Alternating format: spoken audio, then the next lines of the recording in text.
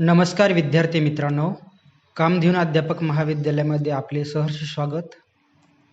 मी प्राध्यापक दादाराव चंद्रभान काटकर।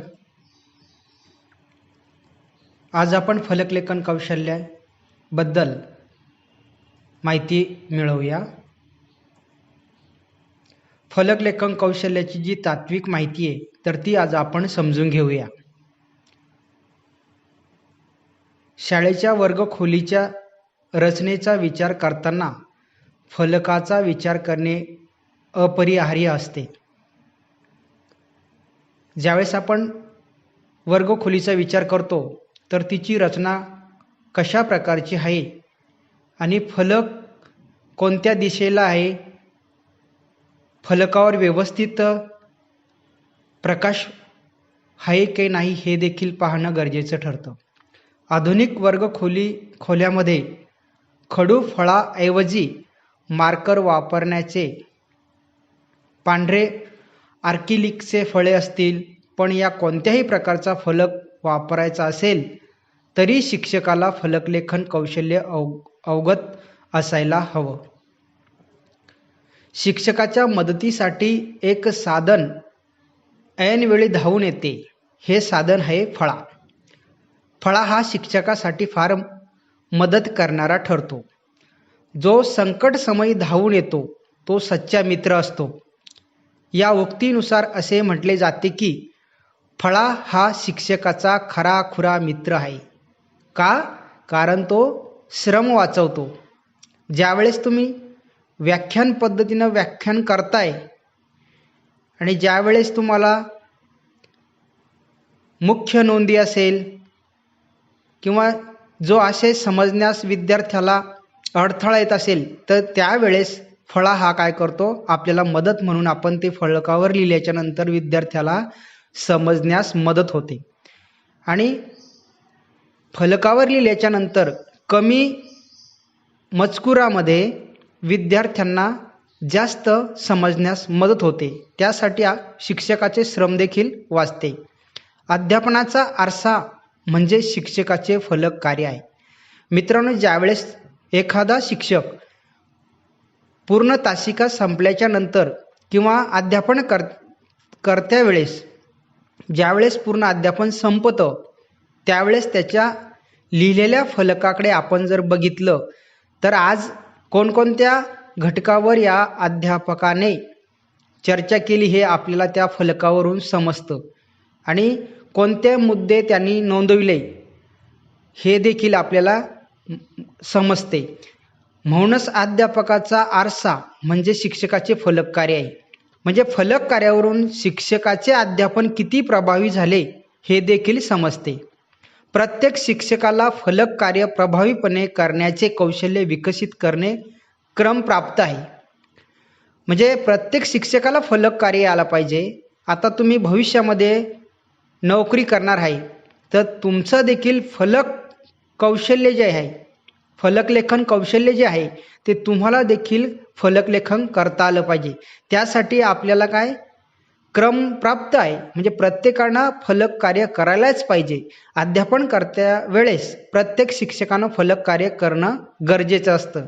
बरेच शिक्षक फलक कार्य करण्यास टाळाटाळ करतात, परंतु ते योग्य नाही आहे। त्यासाठी आपण ज्या महत्त्वाच्या व्याख्या असतील, संकल्पना असतील, आकृत्या असतील, नकाशे असतील तर ते आपण फलकामार्फत विद्यार्थ्याला समजून सांगणं अपेक्षित आहे आणि म्हणून प्रत्येक शिक्षकाला हे कौशल्य अवगत होणं गरजेचं आहे। थोडक्यात आपण संकल्पना समजून घेऊ। अध्ययन अध्यापन प्रक्रियेमध्ये फार पूर्वीपासूनच फलकलेखनाचा वापर होत आहे। फलक इतर शैक्षणिक साधनाबरोबरच फलकाचाही अधिक वापर होत आहे। का? ते कारण वेळ व पैसा बचतीचे करणारे साधन म्हणून फलकलेखनाकडे पाहिले जाते। म्हणजे पूर्वी 400 वर्षापूर्वी भिंतीवरच लिहिले जात असत, परंतु मित्रांनो आता सगळ्यात स्वस्त आणि ज्या साधनाला खर्च लागत नाही असं जर साधन म्हटलं तर फलक आहे। आणि कारण की तुम्ही इतर जर कधी समजा साधनाचा विचार केला तर ते महागडे असतात, वेळेवर उपलब्ध होत नसतात, परंतु फलक एक असं साधन आहे अध्यापनामध्ये की आपण ताबडतोब केव्हाही त्या फलकाचा उपयोग करून विद्यार्थ्यांना जे गुंतवणुकीच्या ज्या संकल्पना असतात तर त्या अत्यंत व्यवस्थित पद्धतीनं आपण समजून सांगू शकतो. केवळ व्याख्यान न करता आशयातील नवे शब्द असतील, वाक्प्रचार असतील, आकृत्या, रेखाटने किंवा इतर महत्त्वाचे मुद्दे यांची वैशिष्ट्यपूर्ण केलेली मांडणी असेल तर हे जे आपण करतो तर यालाच आपण फलकलेखन म्हणतो किंवा हेच खरं फलकलेखन असं आपण म्हणत असतो. मग फलकलेखन का आवश्यक आहे, फलकलेखन आपण काय करायला हवं, तर ह्या मुद्दे आपण समजून घेऊया. फलकलेखन का आवश्यक आहे, कारण फलक हे एक दृक साधन आहे. त्यामुळे निव्वळ कथनाकडे लक्ष वेधले जात नाही, जास्तीत जास्त ज्ञान ग्रहण होते.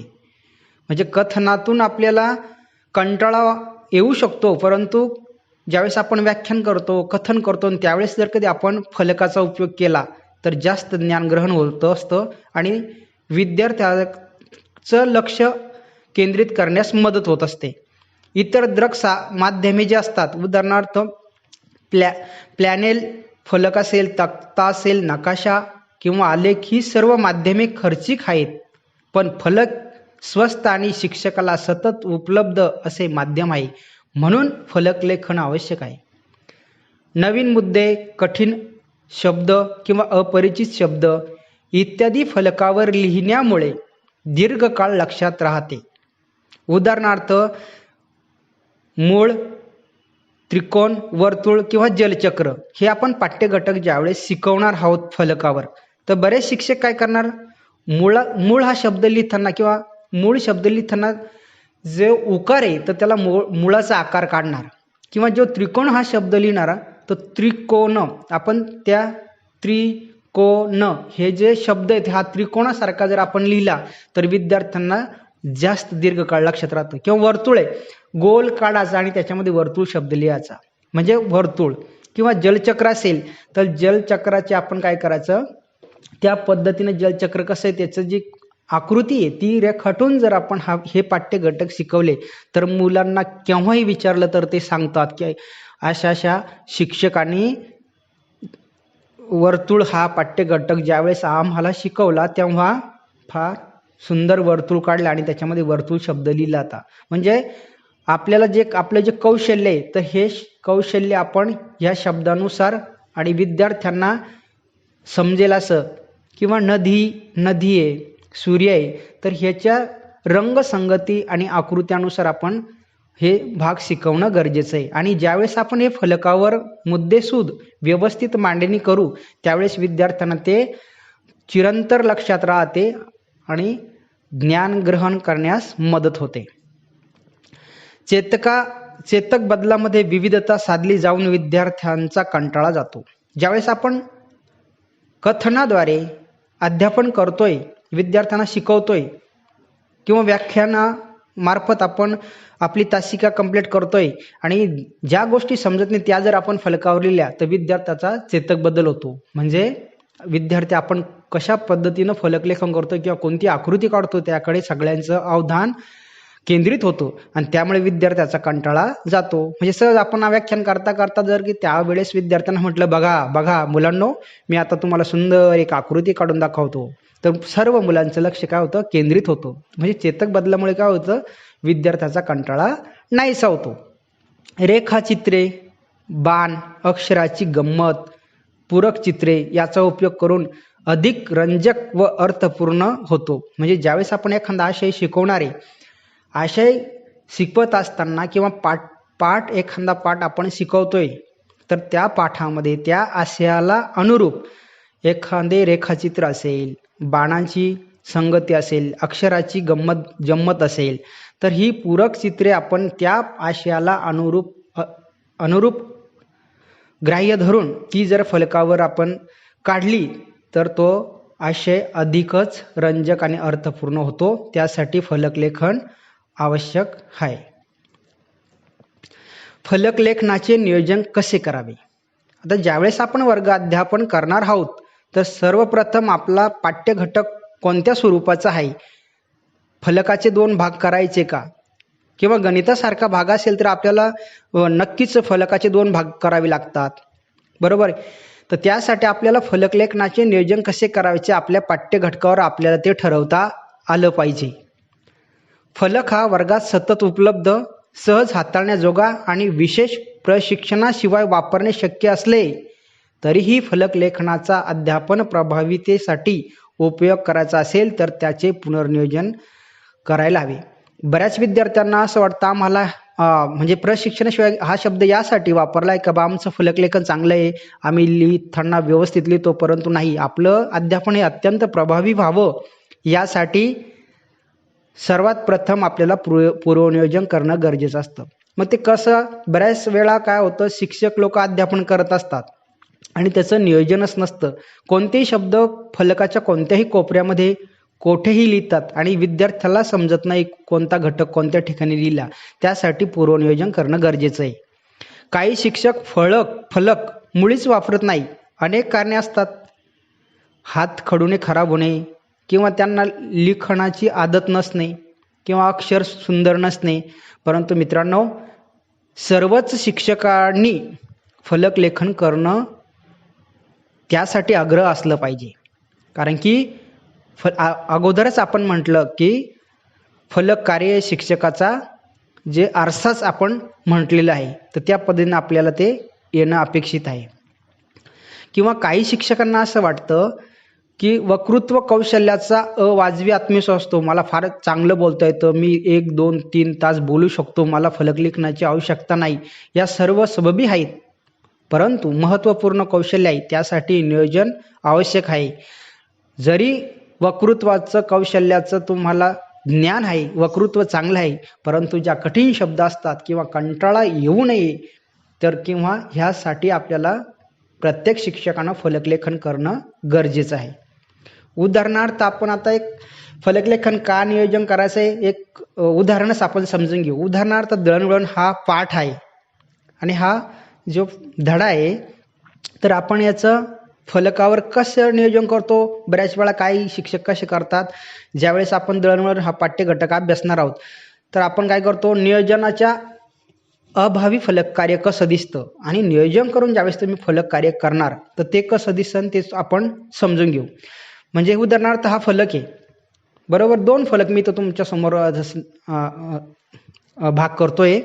आता दळणवळण हा पाठ्यघटक बरेच शिक्षक असे सहज बोलता बोलता असं लिहितात दळणवळण, बरोबर आहे का नाही. एका रेषेत आहे का, नाही आहे. त्याच्यानंतर त्या दळणवळणामध्ये भूमार्ग आहे, बरोबर, मार्ग आहे, जलमार्ग आहे, जलमार्गामध्ये अंतर्गत सागरी मार्ग असतील, त्याच्यानंतर हवाई मार्ग आहे. हे दळणवळणाची माध्यम आहे, बरोबर.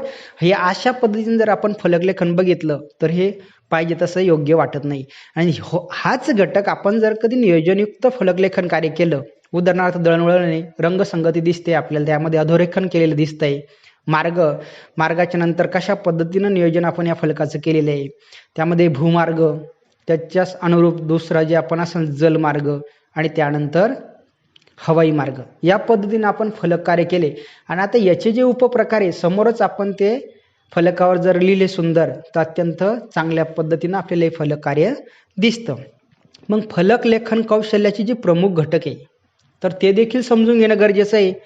म्हणजे कोणकोणत्या गोष्टी ह्या फलक कार्याच्या कौशल्य ज्यावेळेस आपण हस्तगत करणार आहे मित्रांनो, ज्यावेळेस फलकलेखन कौशल्य हे तुम्हाला देखील सुंदर यायला पाहिजे. आपण ज्यावेळेस आपण फलक कार्य करणार आहे त्यावेळेस आपल्या फलक कार्यावर आपलं अध्यापन कसं झालं हे देखील एक समजण्यास मदत होते. तर मग फलकलेखन कौशल्याचे जे प्रमुख घटक आहेत ते 3 आहे. तर नंबर 1 आहे सुवाच्यता. नंबर 2 ज्यावेळेस आपण विचार करतो फलकलेखनातील व्यवस्थितपणा. आणि नंबर 3 आहे योग्य लेखीकाम, म्हणजे त्याला नेमकेपणा म्हणतो आपण. फलकामध्ये ह्या 3 गोष्टी जर असल्या आपल्या तर आपलं फलक कार्य हे अत्यंत चांगलं होऊ शकतं. मग जे नंबर 1चे सुवाच्यता याचे काही उपघटक पडतात ते देखील आपण समजून घेऊया. सुवाच्यता म्हणजे याला काय, जे सहजपणे वाचता येते त्या सुवाच्यता म्हणतात. आपल्याला दुरून सहज वाचता आलं पाहिजे. ते विद्यार्थी वर्गामध्ये कोणत्याही बाजूला बसलेला असेल तर त्याला पूर्ण फलक सहजपणे वाचता आला पाहिजे. सुवाच्यता ते स्वच्छ आणि सुवाच्यता ते असायला हवं, सहज ते वाचता आलं पाहिजे. त्याच्यामध्ये अक्षर स्पष्टता, स्पष्ट असले पाहिजे, कारण की समजा अक्षर आहे अ ब क, यानंतर शब्द तयार होतो, परंतु हे जे अक्षर आहे तर हे अक्षर आपल्याला स्पष्ट दिसले पाहिजे. काही शिक्षक लिहित असताना उदाहरणार्थ क आणि फ याचा दोन्ही देखील सारखेच वाटतात, मग ही जी स्पष्टता आहे तर ही आपल्याला चांगली असायला पाहिजे. त्याच्यानंतर बऱ्याच वेळा काय होतं, जे सारखे व असेल आणि ब असेल तर ब मध्ये जी रेष मारतो आपण तर ती देखील दिसत नाही दुरून, तर हे जे अक्षर स्पष्टता आहे तर ही व्यवस्थित दिसायला हवी. त्याच्यानंतर दोन अक्षरातील योग्य अंतर. दोन अक्षर ज्यावेळेस आपण समान अंतर असले पाहिजे त्यामध्ये, उदाहरणार्थ अ ब क व्यवस्थित अंतर ह्या तीन अक्षरामध्ये, आणि अ ब हे ताबडतोड एका लगत जोडून आलेले आहे, आणि ज्यावेळेस ड चा विचार केला तो फार दूर गेला. म्हणजे ज्यावेळेस तुम्ही अक्षराचा विचार करणार तर दोन्ही अक्षरातील योग्य अंतर देखील आपण आपल्या लेखनामध्ये व्यवस्थित असणं अपेक्षित आहे. दोन शब्दामधील योग्य अंतर. दोन शब्द आपण दोन ओळीमधील दोन शब्दाचे अंतर देखील योग्य असणं पाहिजे असायला हवे. ते देखील जर दोन शब्द एक शब्द लिहिला आपण आणि मध्ये खूप अंतर सोडलं आणि नंतर दुसरा लिहिला आणि दुसरा लिहिल्याच्या नंतर तिसरा त्याला परत शेजारीच लिहिला तर ती जी क्रम आहे तर तो व्यवस्थित दिसत नाही. त्यासाठी दोन शब्दामधील योग्य अंतर देखील सारखे असणं अपेक्षित आहे, व्यवस्थित असणं अपेक्षित आहे. अक्षराचे योग्य वळण. काही अध्यापक काय करतात, उजवीकडे तर काही डावीकडे झुकवतात लिहिताना, आपण त्याला तिरपे म्हणतो.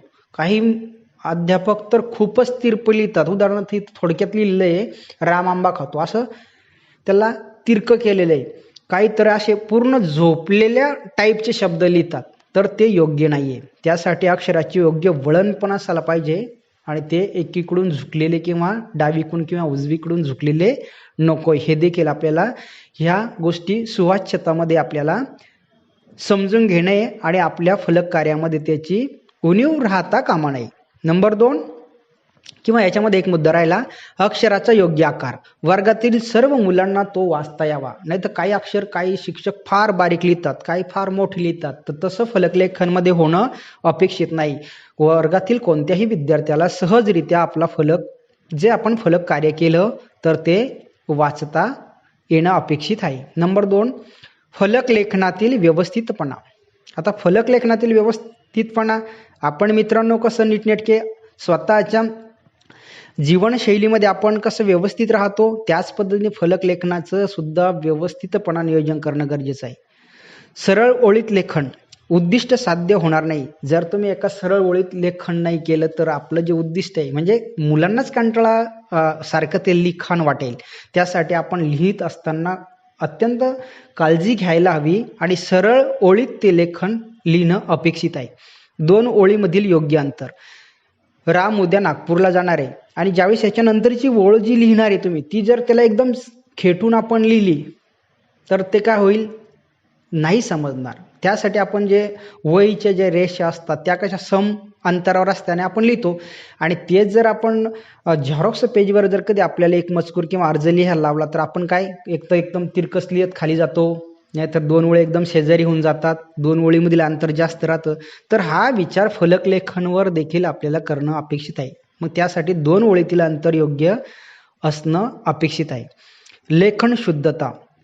सगळ्यात महत्त्वाचं, विद्यार्थी हे फार अनुकरण प्रिय असतात. त्यासाठी आपण आपलं जे लेखन शुद्धता आहे ती अत्यंत चांगली असायला पाहिजे. व्याकरणदृष्ट्या शुद्ध असायला पाहिजे. तिच्यामध्ये कुठल्याही प्रकारची खाडाखोड झाली नाही. उदाहरणार्थ आपण बरेच विद्यार्थी आता माझ्या अध्यापनाच्या अनुभवातून भूगोल हा शब्द लिहितो आणि भूगोलला पहिला उकार देतात. हे एकदम 100% चुकीचं आहे. बरं, तो जवळजवळ 5वी पासून तर ग्रॅज्युएशनपर्यंत भूगोल शब्द त्याला लिहिता येत नाही, तो अजूनही पहिलाच उकार देतो. त्या ठिकाणी भूगोल लिहित असताना हा दुसराच उकार असतो.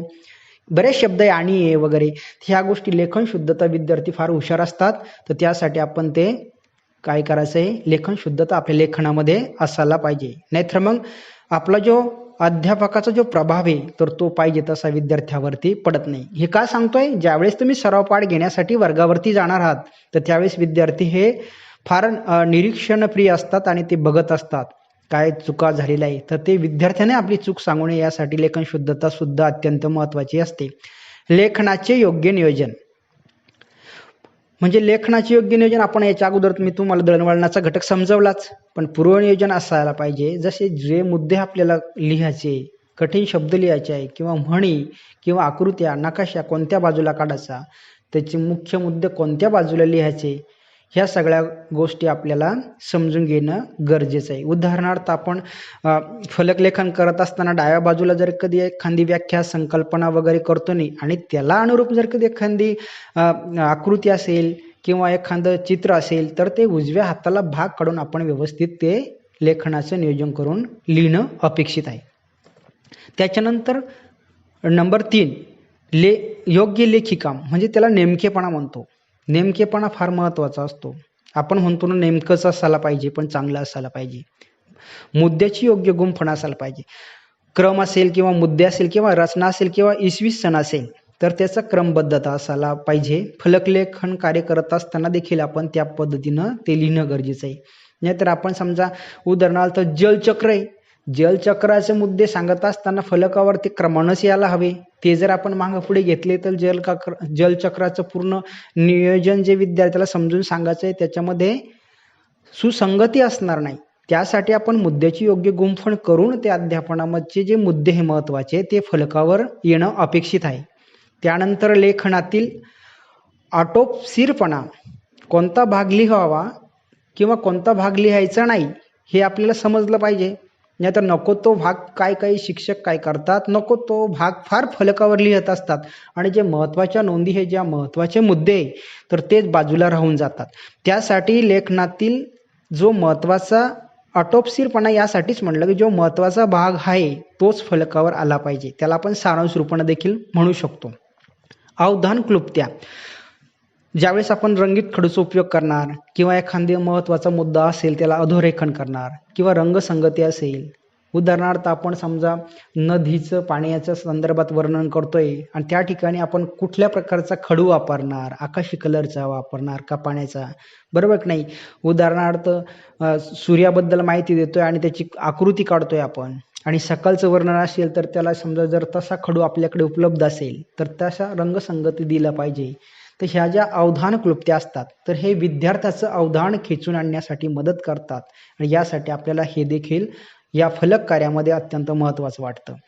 मुख्य मुद्द्याचा समावेश, विद्यार्थ्यांना आपण जो पाठ्यघटक शिकवतोय त्याचं दृढीकरण होण्यासाठी अध्यापित घटकाची उजळणी वारंवार व्हावी त्यासाठी मुख्य मुद्द्याचा समावेश आपण फलकलेखन करत असतो. म्हणजे काय होतं, आपण आपल्या व्याख्यानामार्फत त्या घटकाबद्दल सविस्तर माहिती सांगतो, त्यानंतर फलकावर देखील सांगतो, परत त्या मुद्द्याची नोंद घ्यायला लावतो. म्हणजे काय होतं की ते विद्यार्थ्याचं दृढीकरण होतं आणि त्याच्या लक्षामध्ये राहण्यास मदत होते. मग आता हे करत असताना मित्रांनो फलकलेखन करताना काही काळजीसुद्धा घ्यायची असते काही गोष्टीची. आपल्याला ती जी घ्यायची काळजी आहे तर ती आपल्याला समजून घेणं आहे. फलक स्वच्छ आहे का, ज्यावेळेस तुम्ही फलक कार्य करण्यासाठी आपल्या अध्यापनाच्या वर्गावर जाणार ते पाहणं अपेक्षित आहे. नसेल तर ते स्वच्छ करणे, आपली तासिका संपल्यानंतर आपण केलेलं फलक कार्य ते देखील स्वच्छ पुसणं गरजेचं आहे. नाहीतर आपण फार मोठं शिकवून जायचं आणि चाललं जायचं. तसं न करता आपण आपला फलक स्वच्छ करूनच जायचं आहे आणि एखाद्या याने केलं नसेल तर आपण ते स्वतः स्वच्छ करून घ्यायचं आहे. फलक करताना कथन लेखन बऱ्याच वेळा आपल्याला प्रश्न उत्तरे विचारायचे असतात, याचा समन्वय असायला पाहिजे. नाही तर एकांकडे आपण फलकलेखन करतोय, कथन पण करतोय, मध्येच प्रश्न विचारतोय, तर याची जी समन्वय तर तो व्यवस्थित असावा. विद्यार्थ्याला ह्या कथनामध्ये फलकलेखनामध्ये आणि प्रश्न उत्तरामध्ये विद्यार्थ्याला सुद्धा एक वेळ म्हणजे चांगली संधी उपलब्ध करून द्यायला पाहिजे. नाही तर फारच विचारणं ताबडतोडच त्याला अपेक्षित त्याला आठवू द्यायला पाहिजे उत्तर वगैरे, आणि ह्या तिन्हीचा समन्वय केला तर अध्यापन चांगलं होतं. तर हे देखील आपल्याला महत्त्वाचं आहे. विद्यार्थ्याकडे पूर्ण पाठ करून उभे राहून लिहू नये. जर आपण फलकलेखन कार्य करतो आणि विद्यार्थ्याकडे, मग विद्यार्थी पाठीमागचे विद्यार्थ्यांना दिसणार नाहीये, बरोबर. मग ते काय करतील, गोंगाट करतील. परंतु आपण तसं न करता थोडे तिरपे उभे राहून लिखाण करणं असतं, जेणेकरून विद्यार्थ्याला पाठीमागे दिसेल सुद्धा आणि विद्यार्थी आपल्यानंतर लिहितील सुद्धा. तर ती एक त्या पद्धतीने आपण ज्यावेळेस डेमो बघू तर त्यावेळेस आपण समजेलच तुम्हाला बा तिरपे उभे राहून लिहायचं असतं, आपल्याला पाठ करून नाही लिहायचं. जेव्हा लेखन करायचे तेव्हाच खडू हातात घ्या. ज्यावेळेस आपल्याला आपण कथन करतोय, समजून सांगतोय, तर त्यावेळेस 5-10 मिनिटं खडू हातात घेण्याची आवश्यकता नाही. का नाही, बऱ्याच वेळा असं होतं की बरेच अध्यापक खडू सोबत घेऊन खेळतात, असे चालतात किंवा खडू मोडतात. ते होऊ नये म्हणून ज्यावेळेस आपल्याला लिखाण करायचे तेव्हाच आपण खडू हातात घेणं अपेक्षित आहे. डस्टर योग्य वेळी योग्य ठिकाणी ठेवा. फळा योग्य प्रकारे साफ करणे, जसे वरतून खाली. म्हणजे ज्यावेळेस डेमो तुम्ही बघसाल तेव्हा कळेल, वरतून असं पूर्ण डस्टर असं वरतून खाली आपण साफ करतानाच आहे फलक, बरोबर. आणि व्यवस्थितरित्या आपण तो ठेवायचा आहे. वरती त्याचं जे पुसण्याचा भाग आहे ते वरतून आला पाहिजे, तशाच पद्धतीने ते ठेवायचं आहे. आपण ते चुकीच्या पद्धतीने ठेवतो, ते देखील आपल्याला नंतर समजून घ्यायचं आहे. या पद्धतीने लिहिताना खडूचा आवाज येतो बऱ्याच वेळा. तो आवाज जर आला तर काय करायचं आहे, तर लिहितच नाही राहायचं आपण, तर तो खडू हळूसा समोरून जर आपण मोडला, त्याच्यामध्ये असं समजायचं काशाचा तरी तुकडा आला, आपण थोडा तुकडा त्याचा मोडल्याच्या नंतर परत आवाज येत नाही, व्यवस्थित लिखाणाला सुरुवात होते. फलकावर पुरेसा उजेड आहे का, किंवा फलक आपला चमकतो का हे पाहावे. सर्वांना दिसतो का याची खात्री करून घेणे आवश्यक आहे. नाहीतर बऱ्याच वेळा होतो, पाठीमागचा जो बाकावरील विद्यार्थी असतात त्यांना फलक आपण जे लिहिलं ते दिसत नाही. का, तर त्या फलकावर उजाड पडत असतो, म्हणजे एक तर खिडकीचं वगैरे. मग त्या विद्यार्थ्याला थोडं एक तर बाजूला बसवायचं किंवा त्या पद्धतीनं त्या विद्यार्थ्याची व्यवस्था करणं. आणि फलकावर व्यवस्थित पुरेसा उजाड असावा, म्हणजे अंधारात नसावा. डस्टर योग्य ठिकाणी झटकावे. बरेच शिक्षक शिकवताच भिंतीवर झटकतात, तर ते करणं योग्य नाही. त्यासाठी भिंतीवर झटकू नये. नंतर आपण पूर्ण तास शिका झाल्यावर कुठंतरी बाजूला ज्या ठिकाणी व्यवस्था असेल त्या ठिकाणी ते झटकणं अपेक्षित असते. बरेच शिक्षक काय करतात, जोर लावून लिहितात, ते करू नये. आपण व्यवस्थित सावकाश आपल्याला लिहिणं आहे, जोर देऊन लिहायचं काही कारण नाही. आशयामध्ये किंवा लिखाणामध्ये चुका होता कामा नये, हे सगळ्यात महत्त्वाचं आहे. आपण त्याच्या अगोदरच मुद्द्यामध्ये पाहिलं, लेखन शुद्धता हे आपण समजून घेतलेलं आहे. अशा पद्धतीनं आपण हे समजून घ्यायचं आहे. फलकाचा रंग जर समजा उडाला असेल तर त्याला रंग देऊन घ्या, ही काळजी आपल्याला घेणं गरजेचं असतं. अशा पद्धतीनं आपण फलक लेखन कौशल्याची जी तात्विक माहिती आहे तर ती आपण समजून घेतली. धन्यवाद.